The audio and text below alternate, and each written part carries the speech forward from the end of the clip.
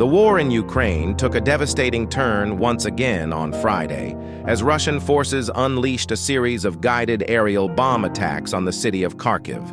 The assault, described as one of the most destructive in recent months, left at least 8 civilians dead and more than 100 injured, plunging the city into grief and despair. Among the dead was a 14-year-old girl, Sophia, who was simply playing in a park when her life was violently cut short. The brutality of this attack has once again highlighted the indiscriminate nature of the violence that has plagued Ukraine since the conflict began.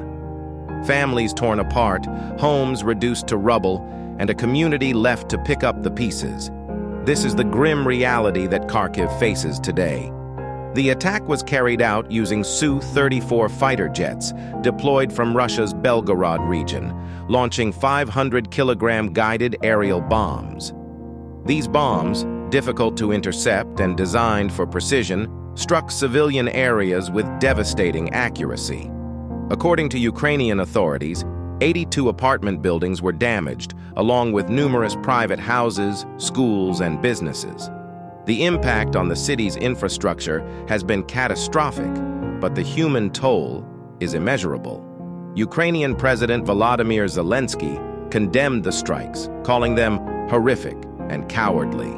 His words echoed the anger and sorrow of a nation that has seen too many of its cities and towns targeted by relentless Russian aggression. Zelensky reiterated his call for Western allies to provide more military support, including long-range weapons capable of striking Russian military targets. Russia will be held accountable for all its evil deeds, he vowed, as the country mourned the loss of innocent lives. The psychological impact of these attacks is profound.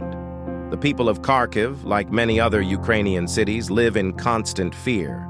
The sound of air raid sirens has become a part of daily life, a grim reminder that danger is never far away. For children, this fear is especially acute. In the last 3 days alone, 86 children and their families have been evacuated from the Donetsk region as Russian shelling intensified. These evacuations, carried out under the protection of armored vehicles, are a desperate attempt to save lives, but they also tear families from their homes, leaving them displaced and uncertain of what the future holds. In the aftermath of the attack, emergency services and volunteers have been working tirelessly to rescue the injured and provide aid to those affected. Hospitals in Kharkiv are overwhelmed with casualties as medical teams struggle to treat the wounded. The city, once a vibrant hub of culture and commerce, now resembles a war zone, with charred buildings and debris littering the streets. Yet, amid the destruction, the resilience of the Ukrainian people shines through. Despite the trauma and loss, there is a determination to rebuild, to resist, and to survive. This resilience is mirrored across the country as Ukrainians continue to defend their homeland against a seemingly unending barrage of attacks. In retaliation, Ukrainian forces have not remained idle. On Saturday, they struck back at Russian territory, targeting the Belgorod and Kursk regions. These counterattacks resulted in casualties on the Russian side, with reports of deaths and injuries in Belgorod, where civilian infrastructure was also damaged.